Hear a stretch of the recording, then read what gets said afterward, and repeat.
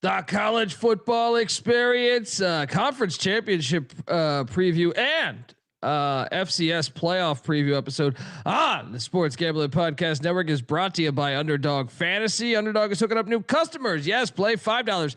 Get $100 in bonus funds when you sign up with our promo code. That is TCESGPN. So do that. And remember, as always, folks, to let it ride. Hey, this is Pac-Man Jones. You're listening to SGPN. Let it ride.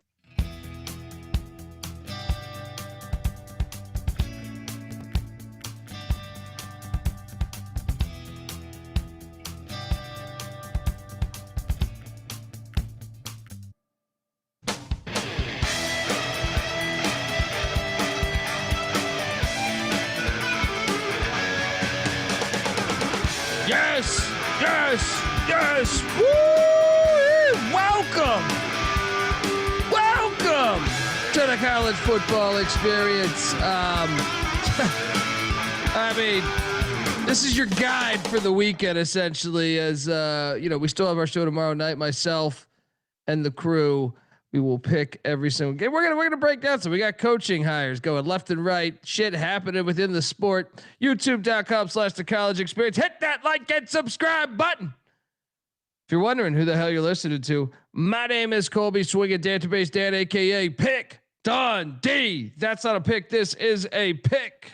He was raised in the land down under, where a man thinks on his feet, speaks with his fists, and lives by his wits. When Dundee happened, he was a superstar. He's the kind of guy that would drink a gallon of gasoline so he could piss in your campfire.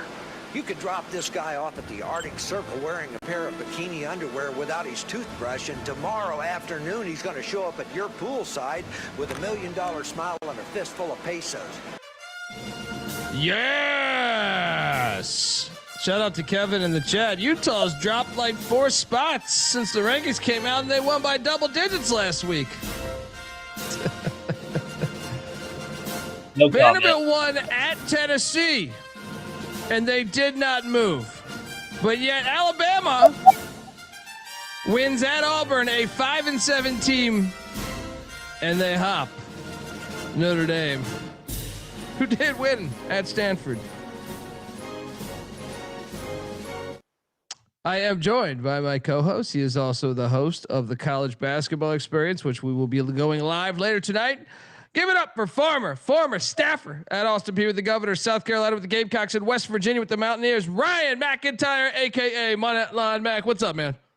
What's up, man? Yes, my contact dried out, so I had to change it out. It's a little it's burning right now, so it looks like I'm tearing up. I don't know if it's my contact or all these home atmospheres and no neutral sites. It's making me tear up with happiness. He's talking about college basketball, which is killing it tonight with the ACC SEC Challenge, UConn at Kansas. Yeah. Slew of other games that are going on. Just a ton of fun. Yeah, you're right. I mean, if they can't see this, like that Florida Duke game just ended, that's why we were holding on to go live. You know, they can't, if they can't see that, or Rupp Arena rocking, or the Fog Allen Fieldhouse rocking right now, and some of the other spots. The Ole Miss game is pretty lit. Then that is on them. These TV execs. I mean, I feel like we're getting record amounts of neutral site college basketball games.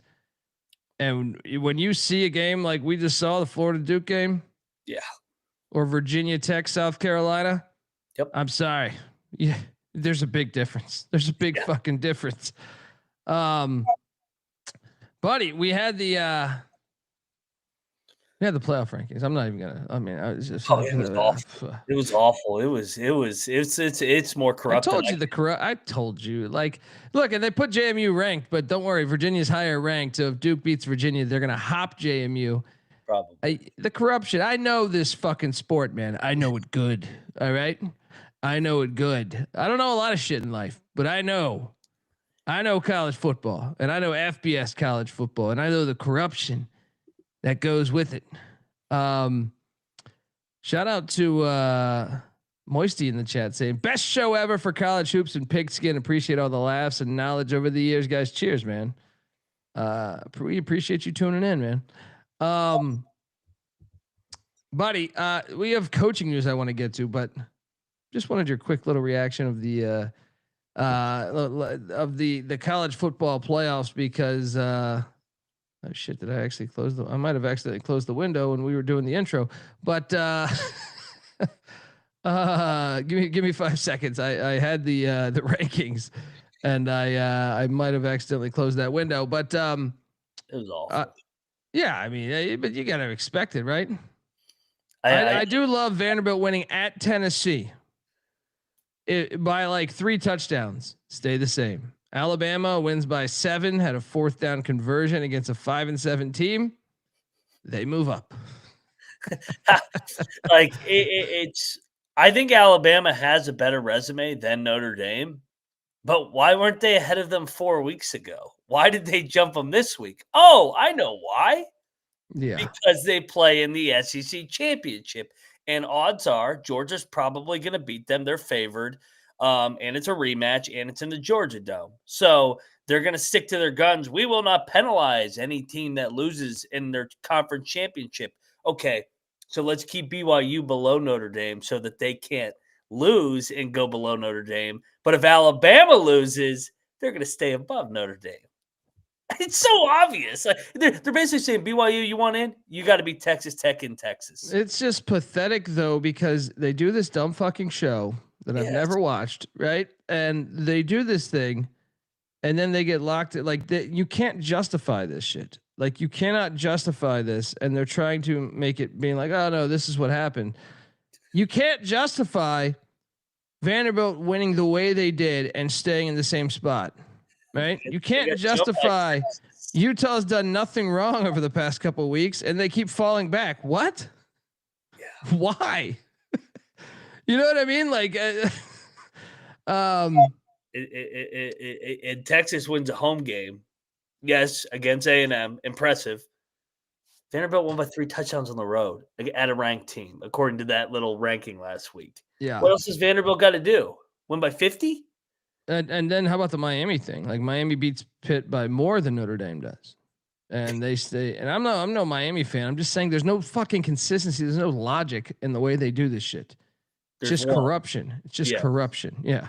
The bigger the brand, the more breaks and the more narratives go your way.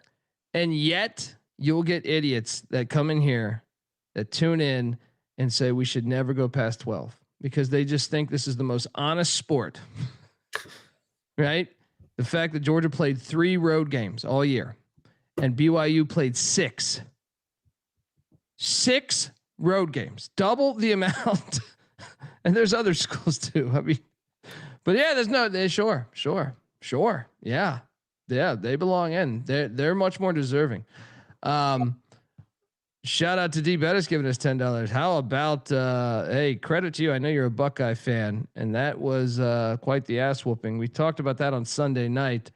But yeah, I mean, credit to you. Thanks for the donation, man. And yeah, you won $12K off my wife's FanDuel account last week. There we go. Goddamn, D Bettis. Like we blew the Buckeyes all Sunday. I had to go on an Ohio State fucking podcast last night to talk Buckeyes. How much more Buckeyes you want me to talk? You guys, you got a good ball club, and I'm looking forward to the Indiana game. I think it's going to be a hell of a championship game in Indy this weekend.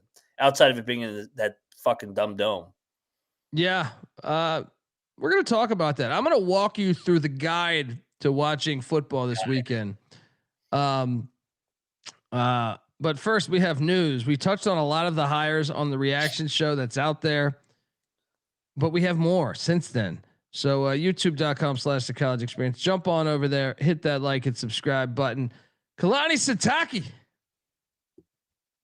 Penn State was making an effort to get him. And well, people undervalue. Yeah, they found out that Mormon money, baby. Underrate. And not only does BYU retain Kalani Sitake as their head coach, their former fullback under Lavelle Edwards, but BYU is committing 10 to 15 million of NIL on top of the revenue sharing. This is being reported, and the new deal is supposed to give them $9.5 million a year. or I'm sorry, roughly $9.5 million over or annually over deal, whatever that means. Well, first off, we touched on this before. Why I think the Big 12 will be fine, and why I mean, if as long as we get a bigger playoff, is Texas Tech has ridiculous amounts of money. Mm-hmm. Kansas just got a $300 million donation, and BYU just saying they're going to commit $10 to $15 million of NIL every year on top of revenue sharing. That is a shit ton of money. We knew that BYU was a university that if they ever wanted to turn the faucet on money, I mean, they could be, and you're seeing it in basketball. So, your thoughts on Sitake not taking the Penn State job, because a lot of people thought he was going to take it. So, yeah, I mean, I get the tradition of Penn State, but this is also one of BYU's own. So he said, "Hey, I know we're forking over a good amount of cash for this basketball program and this basketball roster. Throw a little bit my way. Throw 10 mil my way, and I'll stay." He played fullback there in the late 90s. He's one of their own, and it's an easier path to the playoff. It's with this NIL budget, and what have they won? They're 22-3 in the last 2 years. This program, so they've been a perfect fit of this NIL era, and they've been a perfect fit in the Big 12. Yeah, and I knew this. And another thing is, like, he's not an East Coast guy. Like, I kind of thought he'd be like a man without a country at Penn State. Now I know it's a little different now. You can go out and get the players. You got a general manager, shit like that. But I still feel like it's a fish out of water a little bit there. Should Penn State have kept James Franklin? Yes. Who the fuck are they going to end up with? Why did they get Chesney? How did they let UCLA sweep in and get Chesney? Yeah, we're going to talk about that in a second. But Kalani Sitake stays at BYU. Big news for the Cougs this weekend. Who could be? They're the one spot to steal the bid, even though I just still find it hilarious that you can go 11-1 in the regular season and not make the. And people say this is a playoff. You went 11-1 in a power conference, and you're not in the playoff. Ridiculous. 6 road games when other teams are playing 3. And 6 road games. Boy, and these dumbasses go, they'd be a 14-point underdog against Notre Dame. They've won like 6 games in the last 2 years as an underdog outright already. Yeah. I mean, like, okay, yeah, they would be an underdog. They're also really good as an underdog. Like, I don't give a fuck that they're an underdog. Remember when they were a 11-point underdog at SMU and just beat the shit out of them at the line of scrimmage last year? They were a playoff team. You don't think they can beat somebody as a double-digit dog again? Why not? I mean, it's just as much as look, I love college football more than anything, but it's just so ridiculous that you have a good amount of people that think it's healthy at 12 with that corruption, even at 4. Even it's always been like this. You got to get more teams in. You got to do it because it's so corrupt. No one has the best interest of the actual fucking sport. You know what I mean? No one.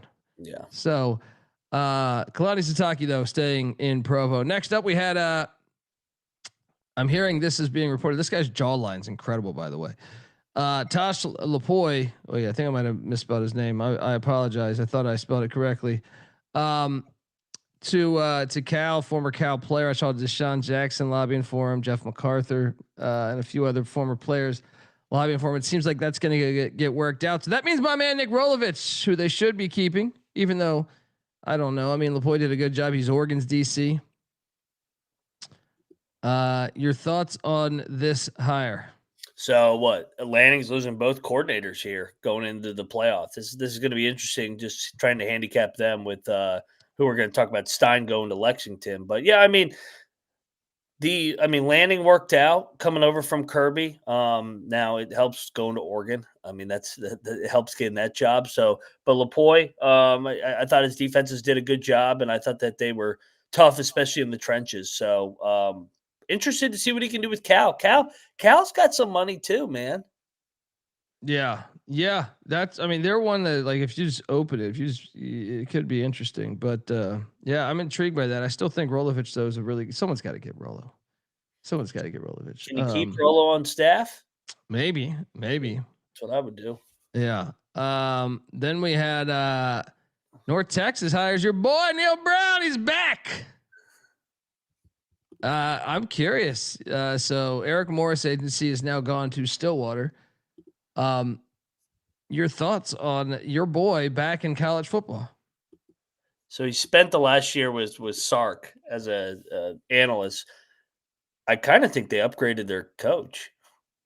I mean, things didn't work out for Neil in Morgantown, but I think he's a pretty good coach, especially at the G5, more under the radar. His last 3 years at Troy, he won double-digit games every year. So I think he's going to walk into North Texas here, continue that air raid, Texas Tech style of football, and I like the fit. I think the shoe fits here. I kind of like it too, man. And I look, playing devil's advocate. Do you think he sits back? Who else did this happen to? I think Colorado, pre-Dion, right? You're sitting there saying like, oh, okay, they hire Rich Rod, and all of a sudden all this money comes in the school, and he's like, well, fuck, if I had that, we could have won a few more games. Well, and he had the harder non-con schedules. I mean, he had to play Penn State week 1 both times, and they never had a home game for like 5 years to start the season, whether it was at Pitt or at Maryland or you go down the list. So, yeah, but that was part of the package of Rich Rod, and that's why that's why fit matters so much. I think he's going to do a good job there, and this league is wide open with all these. It is, man. It really is. Shout out to Coach Brown back in the game. We got other news. Will Stein hired at Kentucky, former Louisville player, which is interesting, but he's got family that played at Kentucky as well. He's born and raised Kentucky, so it kind of makes sense despite his Louisville card connection. Oregon's offense coordinator, you just kind of alluded to it. I'm curious your thoughts on this one, as obviously we touched on how Stoops got canned on the Sunday episode, but what do you make of Will Stein going into Kentucky, the former Oregon Duck OC? He's going to stay with the team, by the way, coaching throughout the playoffs. It's crazy what happens when you actually care about your players. Your thoughts? How come Lane couldn't do that? Oh wait, they're rivals. So I like this hire. I think Stein is. I thought Stein did a great job this year with Dante Moore. I had my question marks with how good Dante Moore was going to be. I thought he made things easy for him. 3 straight years with 3 different quarterbacks: Nix, Gabriel, and then Dante Moore. So it's not like he just rode the coattails of one quarterback. Yeah, those guys are in the NFL, but the other 2. But I thought he did a good job. And so I know he's a Louisville guy, but he knows Big Blue Nation. I think regionality still matters for fit. I think he has an uncle or a grandfather or something that played at Kentucky. I was reading an article. Talking about it from the baseball side of things. Yeah, interesting. We'll see how that works out. And Lexington, it's been a minute since they got fresh blood in there. Then you have, how about the situation going on in Athens? I haven't had the time today to do a deep dive. I was on a couple other shows. I fell asleep while putting White Tiger to sleep. So you fell asleep when you couldn't sleep. Gotta love it. Yeah, he was. I was like, "Come on, dude, go to sleep." And the next thing you know, I realized I was asleep. Right, shit was everywhere. Right, he was still awake. But John Hauser's the interim head coach because Brian Smith is on a paid leave of absence. I originally was reading the tea leaves last night, as it seemed health related, but has there been a breakthrough in this while I've been gone? There's rumors on Reddit, so I don't know what's true. I'm not going to jump the gun. There's some rumors that we might get a little Todd Golden sugar here. Oh, thought that was the perks of being $1 million man. That's why I said to Vidic, I said he should go. He should get hired to Florida. They embrace it down there. They win natties once you get a little mud on the turtle. So wait a second. You're going to get paid $1 million to coach. You're going to get paid $1 million to do your job, and you're not supposed to have sex with young women. I mean, adults, but young women. You know what I mean? Yeah. What do you think the Lane train's going? He just got 13 mil. What do you think he was doing down there? If she's a student, but she's 22, I don't see the problem, right? Isn't our society stand for that? Why not? I mean, goddamn. You think the Lane train's doing all that fucking yoga just for his health? Yeah. Come on. Yeah. Please. The fucking the ex-wife coming back, that's just for show. We know what's going on. Oh yeah, man. I guarantee you, Baton Rouge. I mean, Louisiana. You think We know Louisiana politics is crooked. You think the football program's not tied to that? They had the goddamn governor talking about who they're gonna hire. They did say they were going to get the president of the United States to hire him. I like Kiffin. Shoe fits. So John Hauser is the interim head coach. Who knows? I mean, I know Brad Smith lawyered up, so it's always a good wise choice to do. But that's substantial news. As Ohio definitely going to be in a bowl game. Then you had Bob Chesney to the UCLA Bruins. This one, I gotta give them credit. It's outside the box. I like it. Completely outside the box. I almost think he wouldn't take it. And I was thinking this in my head when they were speculating. I was like, Mac, is this a crazy question? I was actually asking myself, is James Madison a better job than UCLA? Because I was like, JMU, you just consistently win. They're throwing money into the fucking program. I mean, the one thing is he is definitely never been on the West Coast as far as a football coach, but I think the guy I was so Patty C was curious, like when he had hired at JMU. I was like, dude, you're fine. He's a baller. I was a huge Holy Cross football fan during his tenure there, mainly because they called quarterback power about 50 times every game. But I really, Holy Cross doesn't throw a lot of money into their football program, and he took them to 4 FCS playoffs. So I was like, man, this motherfucker can coach. I mean, they beat FBS teams. They went to Buffalo and beat them. I think they beat, was it UConn? They beat, I think, 2 FBS teams. Didn't they beat BC one year? Maybe that was no. They should have beat BC. Sluka stepped out of bounds. He looked back on like an 80-yard touchdown run and stepped out of bounds, and they should have won that game. But he's a very good football coach. And if you haven't, I mean, obviously JMU, it's hard to tell because the last 4 or 5 JMU coaches have all been awesome, from Mickey Matthews to Everett Withers to Mike Houston. At JMU, they've all killed it, to Cignetti and Chesney. But I'm curious your thoughts on this one, because I was a little surprised he took it. Yeah, it is hard to say no to like a UCLA though. I know it's not basketball, but like I think he sees what Cignetti did, and they must have some financial commitments tied up with this, because if not, I mean, then it's a dead zone job, because it's already a hard enough job without the money situation. But yeah, I think he's a really good coach. I think he'll get him to. I think he can do what Jim Moore did there. I think he consistently can have them in a bowl game. There's enough players in California that I think they can consistently do a good enough job, and then I think he can evaluate in the portal as well. What's interesting though is, like, Jim Moore was a California guy. I mean, I know he played at Washington, but I believe his dad coached at Occidental, and he grew up in I think for the most part, I mean, I guess it depends his age, but I know he lived in Eagle Rock, California at one point, because we had him on the show. We were talking about Eagle Rock. The most successful coaches now, Chip Kelly was, I guess, decently successful at UCLA, but some of their other ones, like Jim Mora, like Terry Donahue, and like Dick Vermeil, they're all California boys. So you wonder, or at some point we're California boys. You wonder, it's a different day and age than obviously all those other tenures, but it is intriguing to think. I guess Bob Toledo would be one that maybe is not a California guy, but anyway, Bob Chesney to UCLA. I kind of like it, man. I kind of like it. Yeah. Hey, like I said, I think they can be a 7-8 win team. They're not going to duplicate what Cignetti's been able to do. I mean, that's unreasonable. And Cignetti was a perfect storm, especially taking over his JMU guys. It'll be interesting to see how many JMU guys go with Chesney now. That's the blueprint. Yeah, I mean, they got some good. I mean, honestly, I would lay 10 with them against maybe more against UCLA this year. Folks, want to tell you that you are listening to the College Football Experience, part of the Sports Gambling Podcast Network. And last week, this is the last week of our merch sale. So jump over there. It's your last chance to get a Pick Dundee t-shirt at a reduced rate that is 25% off. That and everything else is 25% off until the end of the week with the promo code HOLIDAY.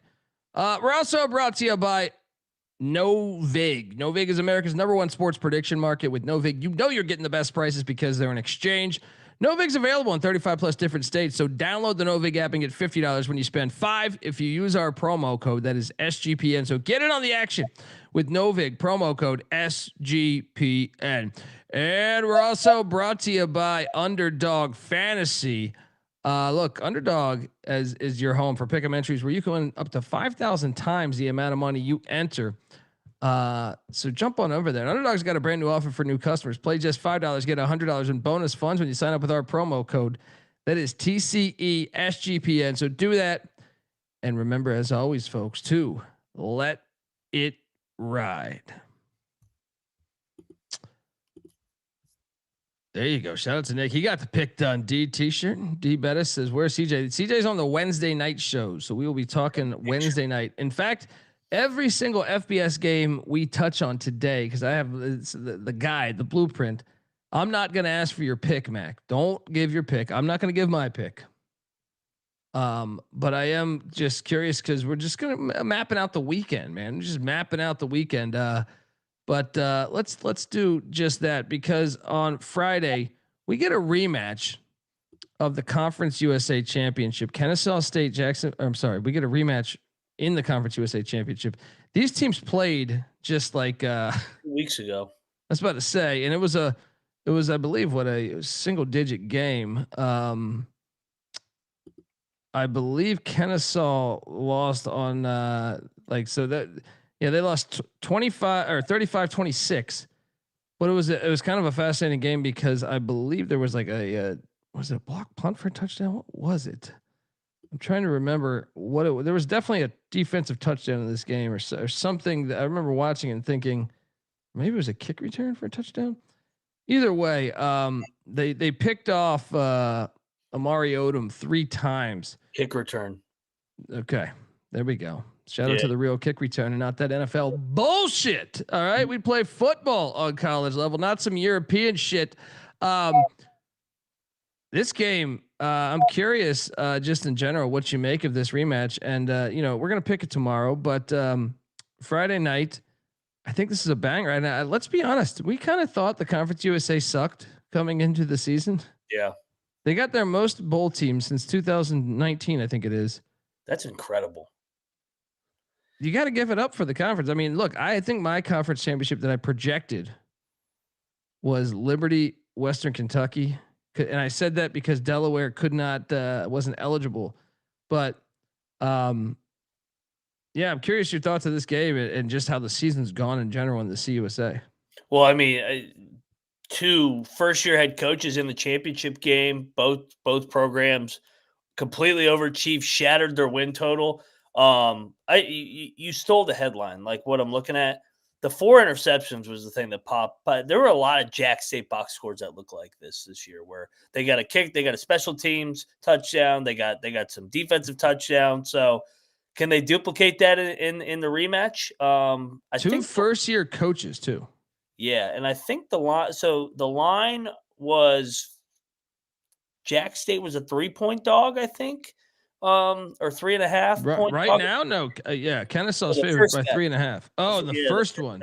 Yeah. So just a little perspective on where the line is. Oh yeah, it was Kennesaw laying 3.5. And then right now it is Kennesaw laying 2.5. Okay. So a point different from both were in Jacksonville. That's crazy. Like Vegas didn't learn their lesson. They're going back to the well. Yeah. Saying, okay, let me ask you this. I don't want your pick, but Jerry Mack, he's a Memphis guy. 1 year at Kennesaw. There's speculation that Memphis is going to be talking to Jerry Mack. Is that, or could that be a distraction for the Kennesaw State Owls? Could be, but like I feel like that's like almost normal now. I don't even know what a distraction is anymore. Feels like everybody's fucking going on to a new job. I mean, we're gonna touch on the next one. You got the fucking Florida Gators taking on Oklahoma State Cowboys in the AAC championship. It's hilarious. That is hilarious. I don't know. Maybe a little bit, but we'll see. I mean, you got UCLA taking on Troy here in the next one. Yeah, actually, I wanted to check right now. Jacksonville, Alabama weather. Let's just do a quick weather check. They're calling for rain, 49 degrees and rain. Okay. So once again, by the way, shout out to the group of 5 for the most part that plays outdoor on campus games. That's the way you should do it. And who's the one league that doesn't? Yeah. It's mind-boggling that they're the league that doesn't play outside. When they're known for their brand is the snow games on Tuesday and Wednesday nights. And the Big Ten. I think the same with the Big Ten. Yeah, no, but I'm talking about, like you said, the G5. Shout out to the G5. Like what made them fucking popular was playing outside in fucking blizzards. And I mean, come on, Mac. Get out of that fucking piece of shit roller rink arena, whatever the fuck that dome is. It's trash. It's absolute trash. Beanick shithole's what I'm gonna start calling it. The Noah Beanick shithole dome. Yeah, I mean he goes there for the pizza. Look, Kennesaw State, Jacksonville State. We're excited about that Friday night. So this is your guide here. There's 4 games on at once. So Friday night, man, don't make any plans because I mean, don't do it. What? Don't we have Gonzaga and is it Gonzaga UConn? Friday night. Hold on, let me pull it up. We got basketball. We got like 6 banger games on Friday. I thought we have. I thought it was Kentucky Gonzaga. Kentucky Gonzaga Friday at the same time as this, I think too. Cincinnati Xavier same time. Oh, no, that's the Crosstown Classic. That's one that I just have to watch every fucking year. But then you have all 4 of these group of 5 games going on within an hour. So 2 kick at 7, the other 2 kick at 8. Idiot. Troy is now heading to Bridgeforth Connect Stadium to take on JMU. This game they are calling for snow, Mac. So these little Alabama boys about to get tested up there in Harrisonburg, Virginia. But I'm curious. Like I said, don't pick the game, but it's 3 touchdowns. How surprised are you at that number? And do you think this number goes down based on the fact Chesney took the Chesney took the UCLA job, but he's going to see the season out, I think, at JMU, or at least that's what they said, earlier. What's your thoughts on this? See if there's no corruption if somehow Duke wins. But I mean, if Duke wins and they're out, or Virginia wins, he's off to UCLA. I think the headline is you got an overachieving Troy team. Nobody saw this coming versus JMU, who we expected to get here. But I don't know if we thought they would be this dominant. I mean, they have destroyed teams outside of the Wazoo game. I mean, it's like double-digit win after double-digit win. So JMU red hot, winners of 10 in a row, and Troy winners of 8 out of 9. So this could be a fun game. No weather, just cold. Are you sure about that? I just did a show earlier tonight where, I guess 35% chance. 35% chance of snow. Scattered. According to the Weather Channel. But either way, should be cold. So fun one here. So you got that Friday night. Then at the 1 hour later, you get a rematch for the 3rd straight year of UNLV on the Smurf turf. Now, I do believe they're calling for snow in this one too, right? Didn't I see that? I just assumed that there was going to snow here. We got, that is a 70% chance of snow, 40 degrees. Currently 40 degrees. Then they're calling for 33 degrees at kick. Boise, Madison's gonna. That was the big news for me. I was thinking I might have to take UNLV if Madison did not play, but he is going to play, so that makes the capping situation a little different. And the fact they ran for 300 yards against him last time. UNLV to the playoffs. People say there's still a path. Moneyline Mac. I'm curious your thought. This is another rematch. We had this game, I think in mid-October. Yeah. Boise State had 600 yards of offense against UNLV, but we have some dedicated UNLV listeners that say they're going to win this thing up there on that Smurf turf, even though they've lost like 17 games in like 30 years there. Don't pick the game, but curious your thoughts on the matchup. Oh boy, I wonder who I'm going to be on. I mean, like you said, Boise has had UNLV's number. Now, Vegas was terrible before Odom got there, but still, even with Odom, they've beaten them 4 straight times. Margin of victory has been double digits most of the time, outside of one meeting, the one out in Vegas last year, I think on a Friday night. So, yeah, I mean it's the Smurf turf. So can Vegas finally pull through here? In fairness to Mullen, he wasn't there for the championship last year, so he got to see the Smurf turf this year when they went there. That line was 13. Now it's down to 4. 4.5. I'm seeing currently. Wow. So I mean, that was mid-October. Yeah, and there I've heard Memphis maybe be interested in Dan Mullen. It's another one that could be intriguing. Shit. At this rate, fucking Penn State is going to hire fucking Dan Mullen. Yeah, shit. I mean, he's a Pennsylvania guy. They probably should. Yeah, so that's going on at the same time as this one right here, which based on the college football playoff rankings today, as phony as they may be, they're saying the winner of this game is in the playoffs. North Texas, with Oklahoma State's current head coach taking on Tulane, with Florida's current head coach, and also North Texas, their current general manager is Oklahoma State's general manager too. So what a delight! And I believe they're calling for rain in this one. When I was on the show earlier tonight,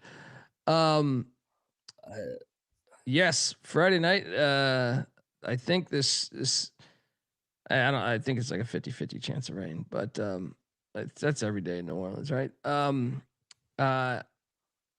I'm curious, which team do you think will be affected more by the coaching news, like the momentum, the locker room?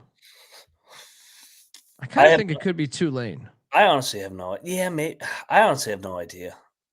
I have no idea. I mean, it's basically the same. Maybe Tulane because it's more fresh and we've known North Texas longer now. Yeah. And North Texas is kind of like a magical season compared to Tulane, where they expected to be here. So they're just like happy to be here. But they're favored. They're favored on the road. It's really a terrible sport in a way. Like, as much as I love it, like, think about like Jimmy Larinaga's George Mason basketball team. Mm-hmm. And right before the NCAA tournament, if Jimmy Larinaga is like, guys, it's been fun, but I'll be at Miami. And I'll still check in and coach for you guys. But I mean, they got to fix this. They got to fix this. It's terrible. It really is. Like, it makes the game incredibly hard to handicap, because you have no idea that, like, even with Ole Miss, when we get to them, we just don't know what the state of the locker room is. Well, and all right, so we have, out of the 8 coaches on Friday night, 3 are confirmed a different job already. We have 2 that were rumored could be on the way out, Mullen and Mack. Shit, yeah. Who knows if Charles Kelly gets another gig? I mean, with the way he's done a great job. I mean, or Danielson at Boise, maybe he gets a gig. I don't know. Maybe Penn State turns to him. Who knows? Goddamn, we're gonna have more coaches than fucking that are on the way out than fucking are coming back to their school. It is crazy, man. It is crazy. Sorry, this UConn Kansas game coming down to it. I know. There's some fucking free throws. God damn it. All right, let's jump into Saturday's action. But before I do that, I want to let you folks know that the college football experience is brought to you by Rhythm. Rhythm has been crushing it in college football this season. I mean, NFL too. And the props, oh man, they've been really good at identifying when to fade players and take those unders. And look, college basketball is up and running. They threw us a great. They have over 300 schools in college basketball, folks. So I mean, they threw us a great party a year ago. They Rhythm has predictions for every game, every night. It pairs nicely with the daily shows that we offer on the college basketball experience. Every game, you're prepared. Super easy to sign up, run predictions off the house model, and make your own. And you make your own model, play with the sliders. I mean, it's a lot of fun you can do with so many sports in the holidays. This makes it easy to get an elite prediction on a game, so you can focus on other things.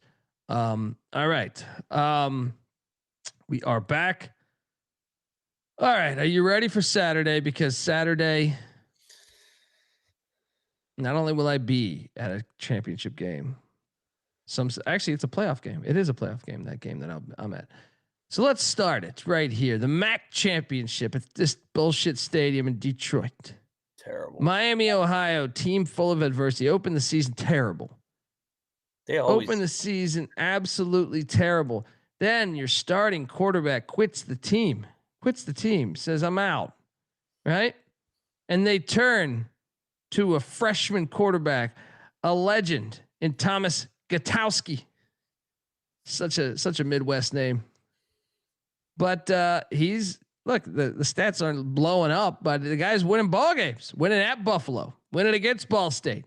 Can he make it 3 for 3 as they host Western Michigan? If you've watched this game in years past, there's about 12 people that go to this game because they don't want to play it on campus. But I wonder if this in Detroit actually having a Michigan school, could Western fans actually show up there? What's the last time Western was in the championship? Was it like 2019? It was Fleck, man. When Yeah, Fleck the was there, magical yeah. year. I wonder what their crowd was off the top of my head.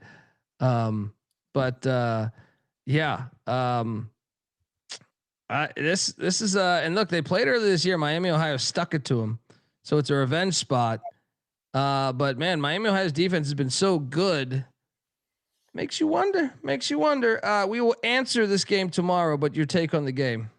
Yeah. So the rematch of what was it, mid-October or end of October, where Miami of Ohio won 26-17, and so another rematch here. Just kind of looking at the box score. I mean, there wasn't a big turnover discrepancy like that one that Kennesaw and Jack State, but yeah, it was the first game of the freshman quarterback. So can they continue the momentum?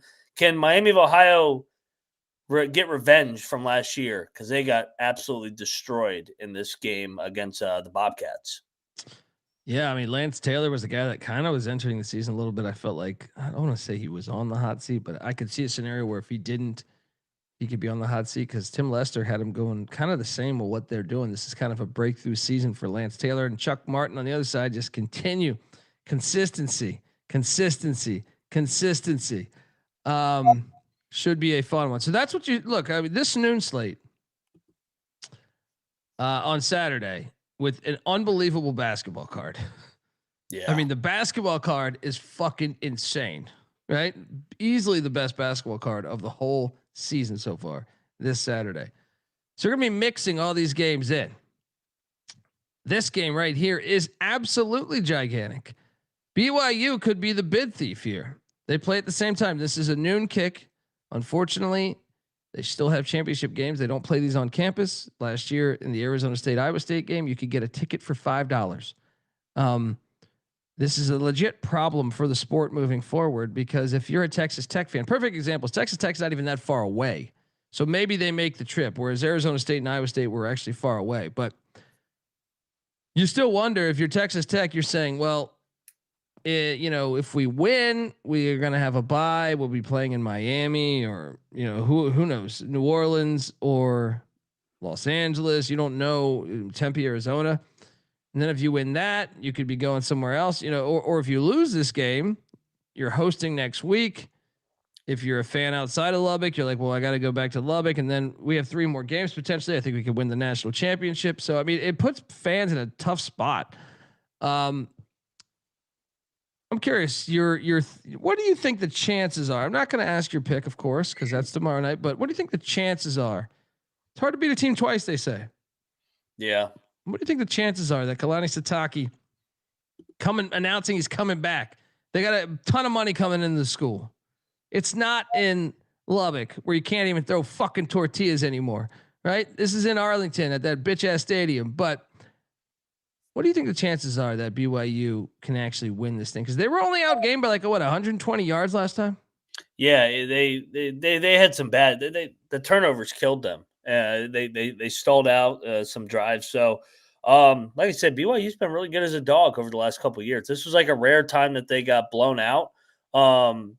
This place will be lit because Texas Tech fans are crazy. So they will go to Dallas. They're all over the state. But BYU fans will travel too. I mean, the BYU brand is a national brand, so I don't think it's going to be a home game for Texas Tech like everybody thinks it's going to be. So, yeah, I think BYU has a shot.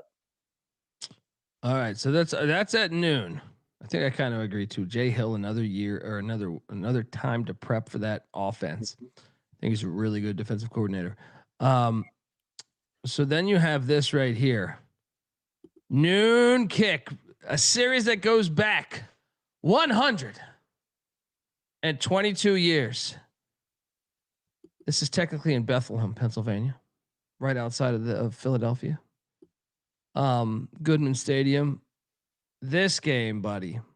This is why we do the show. All right. I mean, look at the regionality through and through here. I mean, this game's fire. This game's fire. Now, Villanova did not play them this year, but last year they played Lehigh, and they beat them 38-10. I'm sorry, that was 2 years ago. 2 years ago. But I mean, regionality through and through here. And one name to watch is Coach Cahill for Lehigh. I wouldn't be surprised if JMU turned to him because what he's done with Lehigh. They're undefeated. Meanwhile, Nova 10-2. The line that I am currently seeing for this game is Lehigh -4.5. What are you doing here, buddy? Because I think I might have to take the points. I hate the bye week too. Like, what, it doesn't matter if it's college or pro. Like, I just feel like you get that bye week, you start thinking about how good you are. Teams that went out and played a game, I think, have an advantage. So, are these real lines or projected lines? No, that's a real line out there, FanDuel, right now. Lehigh laying 4.5. Yeah, I think that's short for how great Lehigh's been this year. Yeah, it is a rivalry game though, man. Yeah. I mean, and Villanova's popped up in the playoff multiple years. They won it. I don't know, a while back, but I'm saying like they've been kind of a blue blood within the conference. I will pick some of this FCS stuff. We can ask the bet detective tomorrow. Give me Villanova to win this fucking game here, or at least to cover the. No, I don't think they're going to win it. They'll cover the number. Lehigh walk-off field goal. Yeah, the bet detective could pick 8 FCS games tomorrow. Yeah, let's put some stress on the fucking bastard, right? If you haven't, so Lehigh undefeated season right now. Their running back Luke Yoder has been killing it all year. You look at that guy's game log. All right, the last time he stepped on a football field, he ran for 234 yards and 4 touchdowns. Goddamn, is that Al Bundy? Is that Al Bundy right there? So yeah, we got this game going on at noon. Then you got South Dakota heading to Macon, Georgia to take on these Mercer Bears. This is a travel spot. It is a travel spot. You walk into 5-Star Stadium. So Mercer's an interesting team because they the last time they stepped on the field, they lost at Auburn. Yeah. But prior to that, they had rattled off like 9 straight wins. After struggling early in the year out the gate, but and then South Dakota on the other side is kind of similar. They're actually kind of similar, but the way both these teams out in September and August were kind of tough months for them, but they figured it out. South Dakota played last week. Mercer had the bye week. South Dakota beat Drake 38-17. I am currently seeing this line at 6.5. Yeah, 6.5 Mercer laying. I'm taking the fucking points, man. I like the fact you play these games. These play-in games are an advantage, I think. The teams that get to play. It's an early kick for the old Coyotes, though. That's true. That is true. I don't know what I think of having the fucking bye game, like playing a Auburn in the game before, but I'll lay it with Mercer here. Going with the Bears. So that's going on this is all at noon, buddy. Frostburg State cuts down. You thought you were going to get out of this? D2 college football playoffs. Oh boy. If you guys didn't catch it last week, Frostburg State knocked off California, Pennsylvania, Perry Kemp's alma mater, 23-21.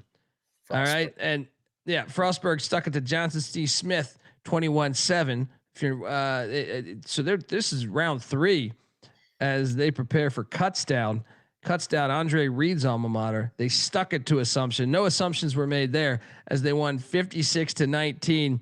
And then they took it to Bentley the game before, 52-0. Cuts Down, the 1 seed in the D2 playoffs, has been in fuck you mode. We don't have a line. But I mean, this is Maryland, Pennsylvania. This is a border battle, to quote Patty C. I'm I've been to a Frostburg State game, so I'm all over Frostburg. See me on cut. Give me the 21.5. You know, I'm familiar with Frostburg. It's an hour away from Morgantown, right off I-68. Give me Frostburg. Oh yeah. Let's go. We're used to the cold weather this time of year. Yes, there we go. Marcus says Frostburg upstate. Keep the magic going. Where's Virgil in the chat when you need him? Because John Carroll is taking on Mountain Union in Alliance, Ohio, in a rivalry game that goes back 105 years. D3 college football playoffs, noon Saturday.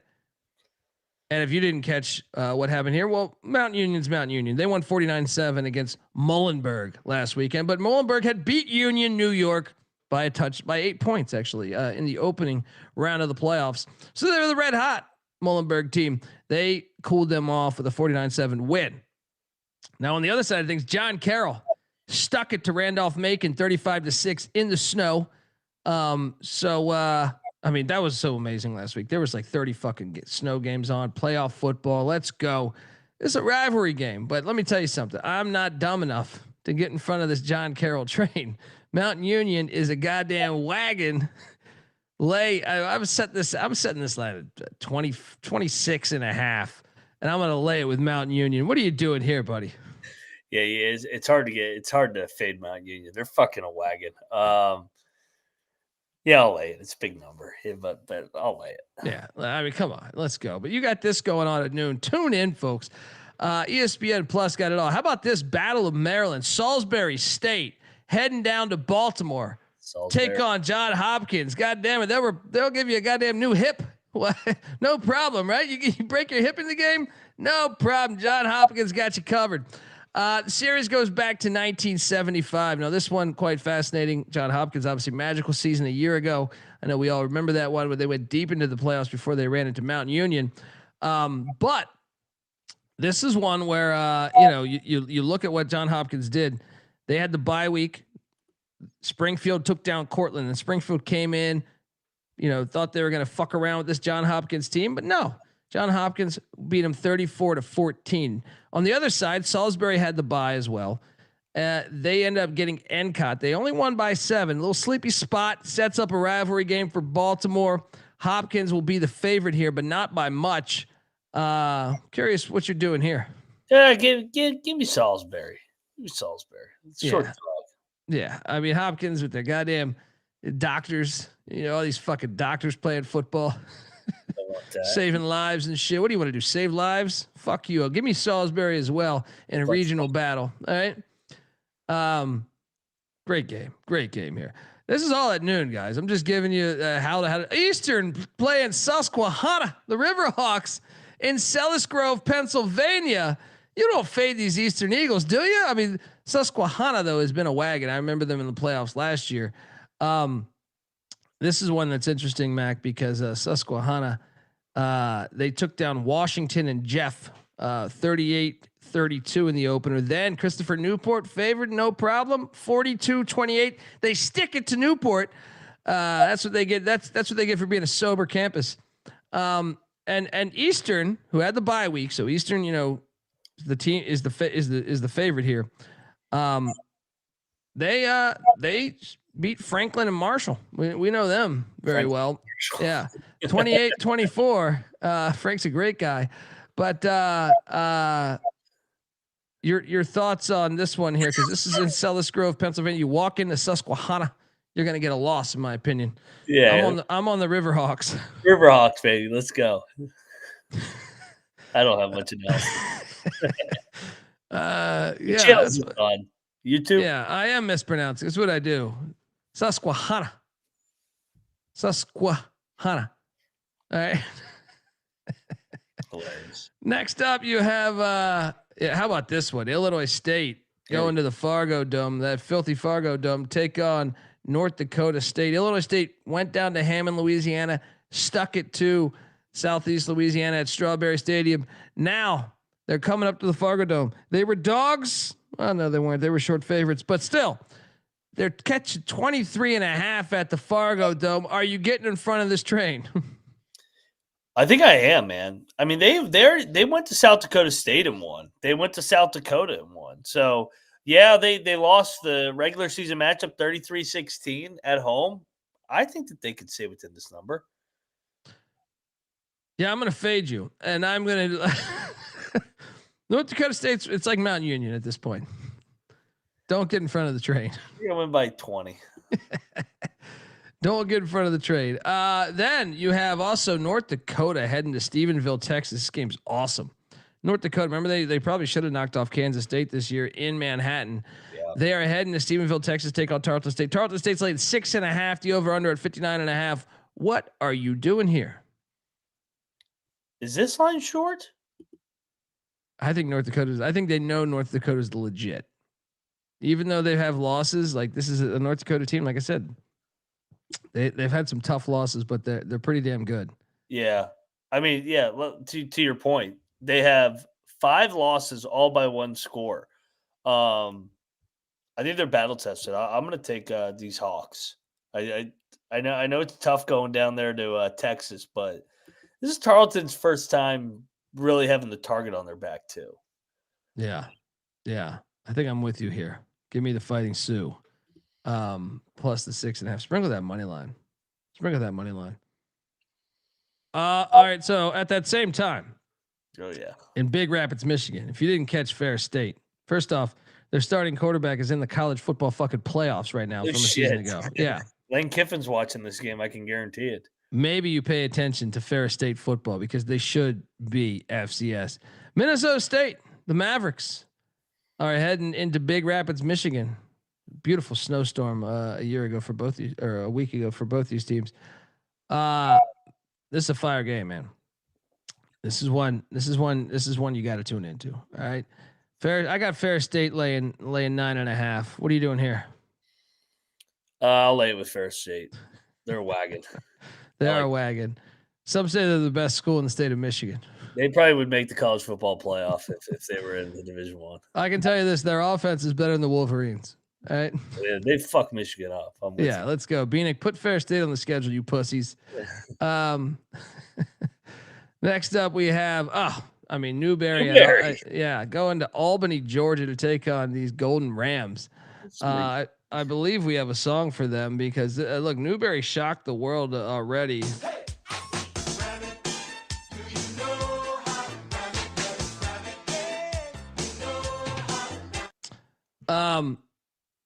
Should be a banger of a game here. Newberry's just been that team, right? They stuck it to Kentucky State by 21, then they upset West Florida 24-17 a week ago. Now they head into Albany State.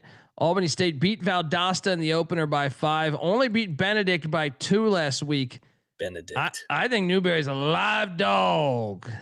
Yeah, I like Newberry down there in South Kakalaka. So yeah, give me these Wolves. Yeah, let's go. How about this one? This is not a playoff game. This is the Heritage Bowl in Corsicana, Texas.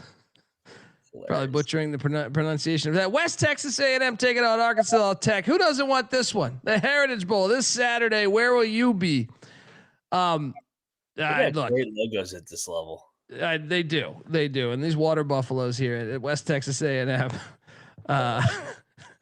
I'm all over West Texas A&M. You know, Ryan Leaf used to coach there before he had a little accident. Look, I know it's not on campus. It's a bowl game, but give me West Texas A&M to figure some things out against Arkansas Technology. I will co-sign you. Give me West Texas A&M here. They better logo here. Come on, Arkansas Tech, get something else. Yeah. Then, I mean, look, I know I got a show to do, but Wheaton is at DePaul. All right. I mean, DePaul upset Wisconsin Whitewater last week in the snow. Now we got Greencastle, Indiana, this going on. I think the DePaul Magic will continue. We're looking at a team that can go deep into the D3 playoffs until they run into Mount Union, I think. Give me DePaul after that magical win at Whitewater last week in Greencastle. What are you doing here? Great spot for DePaul. Let's go. DePaul. Let's go. DePaul. The real DePaul cannabis capper. Yeah. Then St. John's, Minnesota, heading to Wisconsin River Falls. I know Wisconsin Whitewater got eliminated, but River Falls, they don't fall for your bullshit here. Look, they've been playing this game quite a while. All right, going back to the 60s. St. John's, Minnesota, Wisconsin River Falls. This is all available for you. D3 playoffs. Get out there, folks. River Falls, if you're in the area, tag us at TCE on SGPN. Get to the game. But I think River Falls puts the kibosh on St. John's here. How about you? Yes, River Falls continues the tradition of Whitewater. Yes. And staying in Wisconsin. Let's just, not staying in Wisconsin, but staying with Wisconsin schools. Wisconsin lacrosse heading to Naperville to take on North Central. Let me tell you, North Central is a fucking wagon. Can't get in front of this train here. North Central is going to continue their dominance at the D3 level. So let's go. What are you doing here? I'll fade the lacrosse team. I will take North Central. Let's go. Then Wisconsin's just owning this level. Wisconsin, Platteville, stacking the money, heading to Arden Hills, Minnesota to take on Bethel. This is college football 101 here, right? Bethel, if you haven't caught the journey that they've been on here, great season deep into the playoffs a year ago. Bethel, though, took down Coe College. You might say Coe College. Who's Coe? Marv Levy played it for Coe College. All right. Now, Bethel took them down 51-26 last week. Now Platteville waiting for him. Platteville took down Alma College 24-7.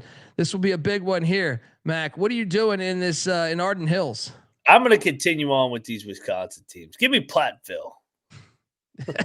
They're not coming into Bethel, especially with the previous two matchups going on. So I'm all over Bethel here. The Badgers couldn't get it done at the Gophers, so Platteville's got to do a man's job here and go over there to Minnesota and get it done.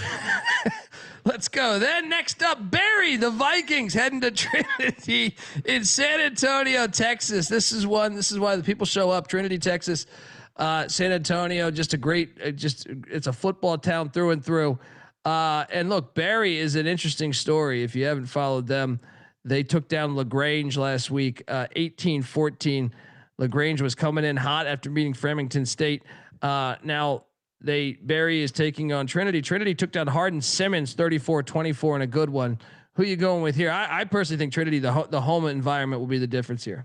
Yeah, down there in San Antonio, Texas, I will lay it with Trinity, Texas. Then you got Lindsey Wilson. Who? Taking on, is that the broad? Is that girl you met at the rave? Right? In Des Moines, taking on Grandview.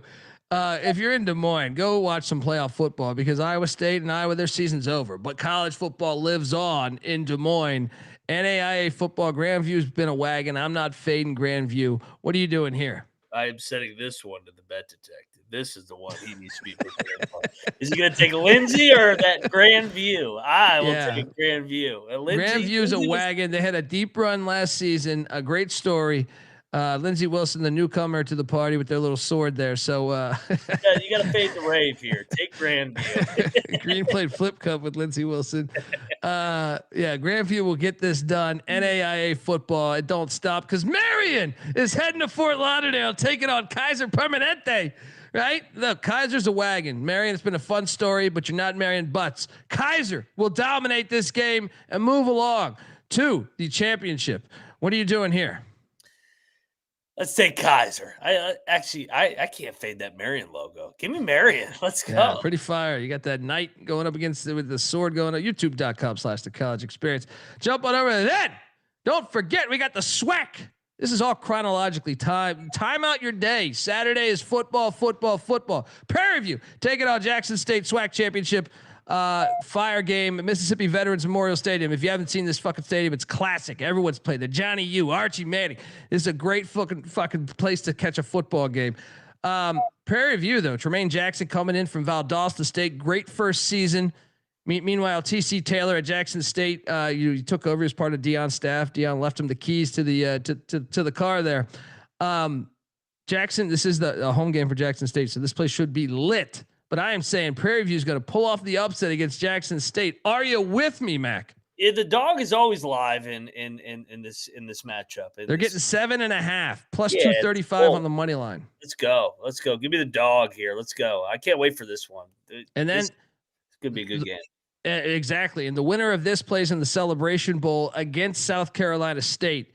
So, which I believe will be in about 2 weeks here. So buckle up. Let's go. Next up, the Yale Bulldogs are heading to Bozeman. First time in the FCS playoffs ever. Yale says, "Oh, you got a 28-point lead? No problem." Right? They score 35 unanswered, pulling a Frank Wright at the ice box against Youngstown State. Now they head to Bozeman.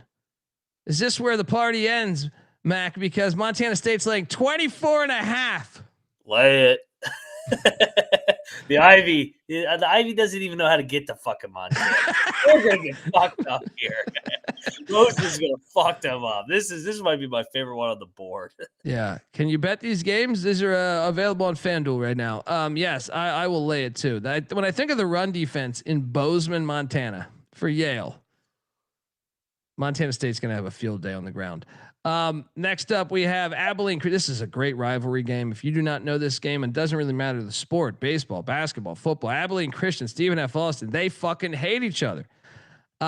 Stephen F. Austin is hosting in Nagastocious, right? Great fucking game. Great fucking game. Yeah. Currently seeing Stephen F. Austin laying 4.5, the money line at plus 150 for Abilene if you're looking to play this, and the over under at 49.5. What makes this game so intriguing is the fact that Abilene stuck it to Stephen F. Austin 28-20 earlier this season on September 6th. I do think revenge is going to be dealt here, so I will take the Lumberjacks minus 4.5. Mac, how about you? You're laying it in the rivalry? I am, because they beat them earlier this year. Yeah, I'm going to take the points, man. I think this is a dogfight field goal game. Give me the points. Stephen F. wins. Abilene covers. Can't wait for this game. They hate each other. Fire. This game's fire. There's always a fight in the basketball game every year. Yes. And speaking of great fucking games, South Dakota State, Montana, they've delivered a lot of them over the past decade, including earlier this year when last year when South Dakota State beat them 35-18 in the playoffs, because and that was their second time meeting them that year. South Dakota State heading to Washington Grizzly Stadium. Montana laying 1.5. South Dakota State's had a crazy year. They've had quarterbacks injured. They've gotten healthier. They whooped ass last week in Brookings against New Hampshire. Montana had the bye week. Bobby Hawk. They're thinking natty again. This is the best game of the whole weekend, probably. South Dakota State ended their season last year. Yeah, I'm laying it with Montana. What are you doing here? Montana gets Montana revenge spot. Let's go. Lock up the Grizz. We're almost out of here. Next up, UT Permian Basin is going to Searcy, Arkansas, taking on my favorite team in all of college football, Harding. If you've seen me talk about this team, it's the greatest fucking team. They're running the flex bone at Harding, and they're a fucking wagon. Pittsburgh State tried to get in their way last week.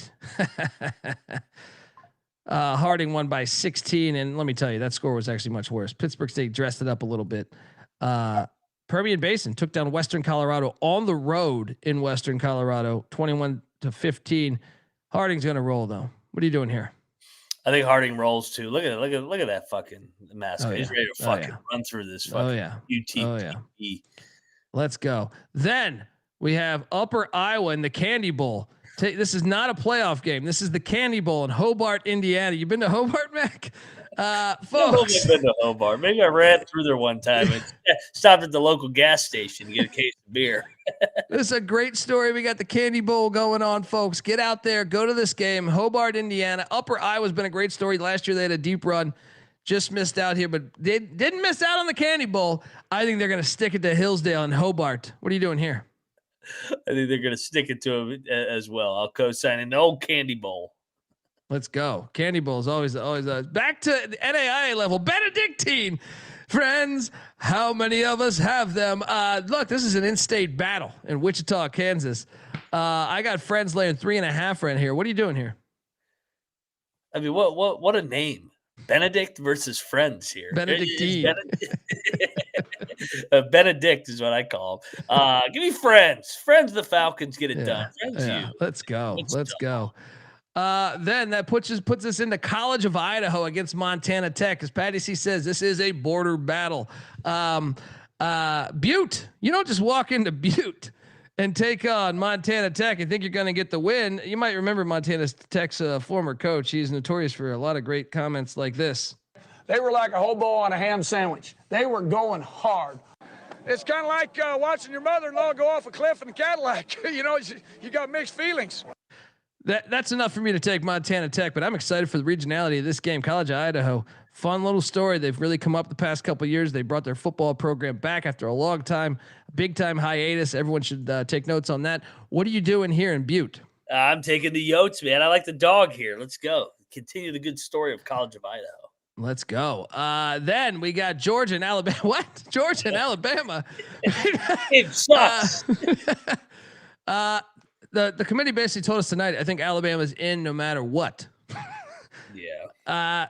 Alabama beat Georgia earlier this year. Dogs going to get revenge. How much does this game matter to these teams? Well, I think Georgia has more to play for. They're playing for the double or for the bye, a week off here. And I'm on the Dogs too, man. I think that's going to be the play, but don't pick it yet. But I think that's going to be the play. Well, and what about Kirby? 1-7 versus Alabama, even with they won in Athens earlier this year. This is kind of ironically though. I think Georgia fans would trade the 7 losses for the 1 win because they won the Natty over Alabama. Yeah. I think Montana Tech is going to be a little more entertaining than this bullshit stadium with no stakes. They've ruined these championship games because there's no stakes. The committee told us today Alabama's in regardless. So then you got the nightcap. You got Ohio State, Indiana. Why would you play any of your starters here? This game means nothing. Yeah. This game sucks. What's that, sir? That's nothing. That's nothing, sir. This is the worst of all the games. Why would you even go? I don't even understand unless they gave you free tickets and a slice of pussy. I don't even understand why you would go to this, right? I mean, it's at Lucas Oil. Why go to it? Anyway, do you think the motivation is with Indiana just because they've never been here, and it's in their home state, and they get a crack at the Buckeyes? I mean, how much do the Buckeyes really give a shit about this game? Why would you even imagine though? You play Fernando Mendoza or Elijah Surratt, who's been injured all year. And they get injured and they're out for the playoffs. It's going to happen one of these years. You'll be like, why did I play the fucking starters? Yeah, this game sucks. And it's in a dome. Fuck this game. Yeah, it's terrible. I'm not watching this game. I'm watching college hoops over this bullshit. This game is not terrible. And I will be at this game. Very excited to be at this game. This is a playoff game. This is your playoff game this week. Virginia, Duke. Check out the picks tomorrow. But I can't wait for this one, man. And they're calling for rain. Let's go. This is it. I mean, this is the game of the weekend. And they just played. They just played what 2 weeks ago, right? Yeah, and Duke was laying 5.5. So we've swung now 8-9 points here. Virginia beat the shit out of them. This actually was not a box score that Duke won. Usually Duke wins the box score and just loses. This was one they kind of got their ass kicked. Virginia 550 yards of offense. So can Virginia complete the season sweep and actually get to the playoff? I can't believe UVA is 1 game away from the playoff. Oh man, what could go wrong? Or will Duke win and JMU get in? Or will Duke win and then it'll magically become Virginia's a quality win, even though everybody shits on them all year. I think if Duke wins, they're in. I think if I don't think there's a path for JMU, but final game on the slate out there in Davis, California, Rhode Island, the Rams, great story, looking to pick up a huge win in Davis. This line is for real. It's out there, and Davis is laying 5.5 against Tim Plow and company. Or I'm sorry, with Tim Plow and company. He's the head coach of the Aggies. I'm all over Davis, man. This is a far fucking trip. Does it feel like a trap though that it's not 7 or 8? Like I thought this would be like north of a touchdown. Yeah. I mean, a little trappy, but Rhode Island barely got past Central Connecticut State, man. Yeah, but also I don't know how trappy FCS lines are because they're not heavily bet. Yeah. So. This is a nice regional matchup, says Matola. So This is a long trip and a late kick. This is national TV, 10 o'clock, everybody. Set your fucking timer. I'm on Davis. Folks, check out the Sports Gambling Podcast because I got to go over there and talk football right now. Give Moneyline Mac a follow on. Give Moneyline Mac a follow on Twitter at Moneyline_Mac.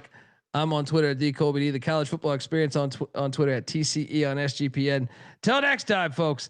This is, which is tomorrow, all of our picks, myself, the Bet Detective, Moneyline McIntyre, all tomorrow. Till next time, this is the College Football Experience. You better start thinking about yours. And we out of here. Run and shoot. We can really run and shoot. And the whole team's looking and the whole world's looking with the cameras. Run and shoot. We can really run and shoot. Does anyone watch football here? I'm watching Benedictine and Friends, buddy. It's a new show out in Wichita, Kansas. Go check it out, buddy. Lindsay.